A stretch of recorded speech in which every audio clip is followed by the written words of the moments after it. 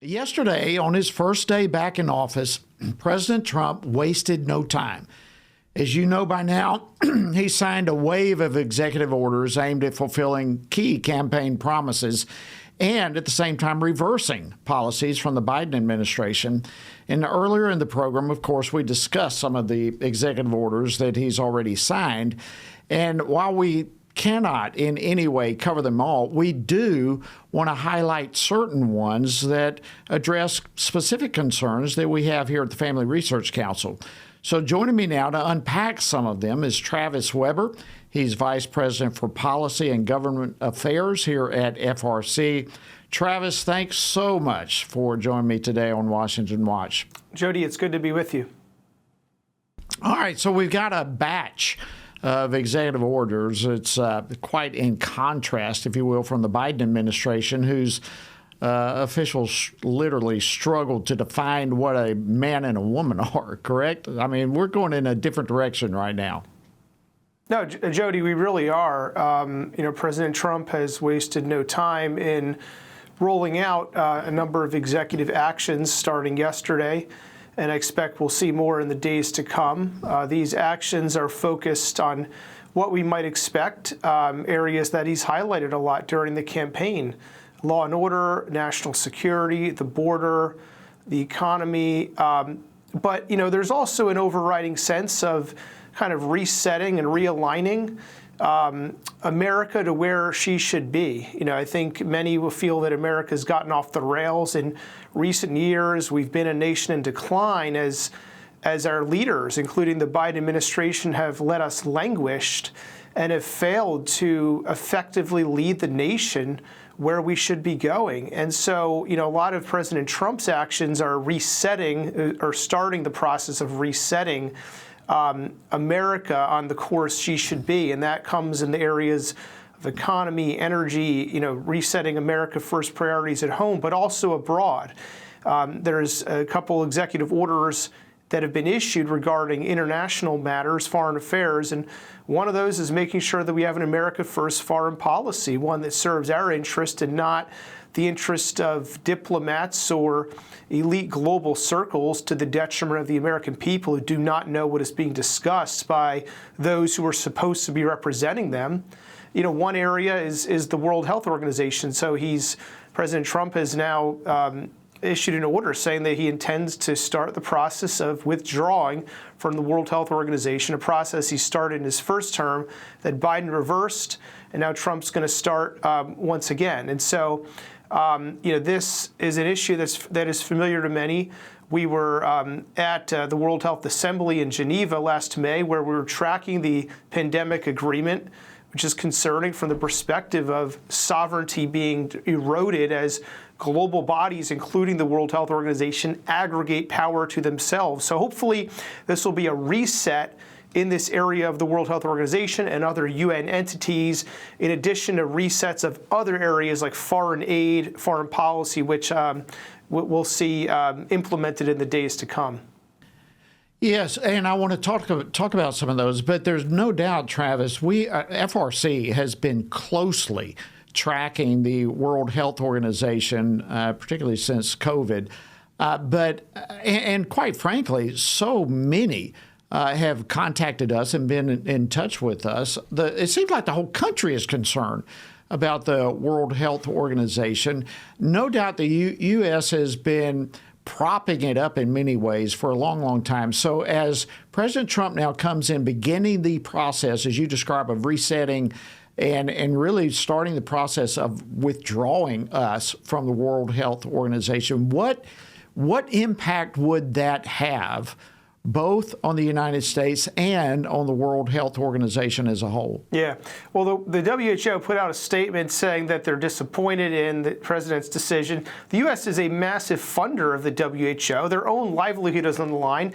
But, that should help them. That should help them see clearly that they need to pay attention to what the United States is the U.S. perspective on the WHO and what it wants to do. This is part of the problem, Jody. You know, we have these bodies like the WHO. They're designed for a purpose that no one would really argue with. We need to have nations have a mechanism to prevent diseases that cross borders. Okay, a lot of people will get that. But then it goes off the rails at some point. And under COVID, what we saw were abuses by governments in the areas of freedom, religious freedom, free speech. There were a lot of censorship, and individual rights were suppressed in many places globally. And instead of that being a topic that's discussed at the World Health Assembly, they're discussing what they could do to increase their power, increase their ability to exert control over the next policy response, which is going to be named in the name of safety, but it's control. And the discussions of rights and freedom and the violations of the WHO policies were implemented were not discussed at all. So, you know, Jody, this is, you know, they need the people at the World Health Organization and bodies like that need to understand that they're accountable to those who are funding them, those who are granting them their authority. And in this case, it's nation states who've agreed to the WHO, who are part of the WHO, including the U.S. So Trump is going to withdraw, and certainly there are going to be discussions. Part of the WHO executive order says that the means or the ends to which the WHO, the goals of the WHO, in so many words, there are other ways we can accomplish what we are trying to do in the WHO. So this is going to be an important discussion. And it's going to be important for us to continue to have to watch what's happening, though, because we don't want the same violations, same sovereignty erosions to take place in another way. Absolutely. You also mentioned a moment ago, if we can transition on the topic of foreign aid. There's no question President Trump has had his eye on the foreign aid that the Biden administration has been doling out. So what does the Trump executive order on foreign aid do? Yeah, so Jody, this just pauses foreign aid for a period of time until the whole system can be reformed. And I think this is really welcome because I just want to actually read from this order. I have it in front of me here. It says that U.S. foreign aid industry and bureaucracy are not aligned with American interest and in many cases antithetical to American values. They serve to destabilize world peace by promoting ideas in foreign countries that are directly inverse to harmonious and stable relations internal to those countries. And so this makes an important point. Certainly this language is getting at what we have been doing over the past number of years, promoting LGBT ideology and gender ideology, radical abortion positions, climate positions globally, including in places that are repelled by our insistence on pushing these policies on them, places like Africa and Eastern Europe, and places that we're also competing with China. So we're shooting ourselves in the foot by promoting these ideologies in these places. So certainly this language is getting at, guys, we need to stop this. Let's pause. Let's reassess. Is U.S. foreign aid serving American interest? And certainly with this 90-day pause in U.S. foreign aid that the executive order articulates, we hope to see, instead of bad policies, which we need to see a rollback, a de-woking of our foreign policy gets us back to neutral. In place of that, we want to see foreign aid used to promote values that serve our interest in being a beacon to the world, a shining city on a hill, promoting true human rights, freedom, religious freedom, and life and family flourishing everywhere we can see fit. So, Jody, that's my hope and prayer for what will happen under this executive order. All right, so that's a great point. So it's both and. So in addition to President Trump having executive orders getting rid of some bad programs, some, in this case, bad foreign aid programs, there were also some good foreign aid programs that the Biden administration stopped, put a hold on, that probably President Trump should restore. Any comment on that? Yeah, well, so we had... in the last administration, there was a large effort to promote religious freedom globally, and this was so well received and so needed by those suffering persecution around the world for their faith, Christians and others. And the ministerial to advance religious freedom that was run in the State Department is an example of this. There were human rights efforts that expanded and displayed globally the founding ideals of America. We're coming up on the 250th anniversary of American independence. And so, Jody, this is an opportunity to bring some of those out again, bring them into the light so that America may be a blessing both to its people at home, but to all people who desire freedom around the world. Well, looking ahead, let me just put this. I actually had Congressman Josh Burkeen on with me a little bit earlier in the program, and he actually mentioned the Mexico City policy. So looking ahead, I mean, no doubt there's going to be a number of additional executive orders that are going to find their way to President Trump's desk. And one of those may be the Mexico City policy. So tell us about that. First of all, explain real quickly what the Mexico City policy is. And do you, by any way, maybe expect that to happen this week? Is that one of this going to be a priority? Yeah, we hope so. Certainly this one falls within the spirit of what President Trump's already articulated with resetting foreign aid, resetting foreign policy priorities. And it's one that he issued the first time around. President Biden revoked it. We hope he issues it again. What it says is U.S. foreign assistance should go towards protecting and promoting life around the world, should not be used to promote abortion. And so this also fits within this de-woking of U.S. foreign policy.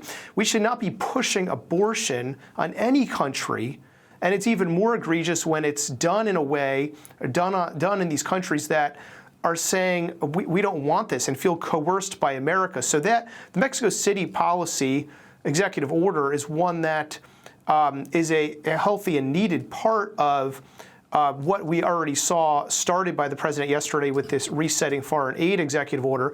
And I do hope it's issued again because many countries around the world, including African countries, including countries in Eastern Europe who do not want to be coerced by the U.S., would benefit from that, the clarity that executive order brings, the order basically provides that U.S. foreign assistance funds cannot go to organizations that promote or perform abortions overseas. This should be a no-brainer, but unfortunately Biden was insistent on, in his administration, insistent on pushing this around the world. So we hope President Trump will, part of de-woking our foreign policy, we need to put that in place again and see that no U.S. taxpayer dollars are pushing abortion on foreign countries. In addition, Absolutely. We should not be pushing LGBT ideology, any social policies that are offensive to these local cultures of these countries around the world. De-woke. I love that. That kind of puts it all in perspective right there in one simple term. All right, Travis Weber, are there any other executive orders that the president has signed or has promised to sign that you think would be of particular interest and concern to evangelicals? Yeah, I mean, Jody, we've seen a number of good orders signed so far. In addition to the ones that I've already mentioned, there's one that also resets, says the U.S. foreign policy should be an American first foreign policy. So we have some good foreign policy EOs. There's one that clarifies that male and female biological reality shall be the policy of the federal government. So Trump has rolled back a number of harmful Biden executive orders, and he issued this biological reality executive order clarifying throughout federal government executive branch the policy will be guided by the reality that we are male and female. And so part of that order significantly also says that U.S. federal funds should not go to funding gender ideology. This is very significant because it gets at the question of how the U.S. tax dollar is being used. U.S. tax dollars should not be going to fund these ideologies at home or abroad. And so this is a very encouraging part of that executive order. We'll have to keep an eye on that to see that it's fully implemented. And certainly, in effect, this is a no taxpayer funding for gender ideology executive orders. So that's a very encouraging one. It's quite lengthy. There's other provisions in there mentioning the need to protect women in prisons and other contexts in which gender ideology has harmed women. Jody, there are a number of other orders dealing with a lot of law and order issues, national security issues, the border. I think helpfully really kind of putting America back on the rails to give us a chance, clear the rubble, so the American people can live up to their potential, can exercise their freedom, and the American church can live out its role in a robust way, seeking to bless the country and pray for the country as President Trump kind of clears the way by clearing the pathway ahead. Thank you so much, Travis Weber, Vice President for Policy and Government Affairs here at FRC. Excellent information. Thank you for joining us. Thank you, Jody.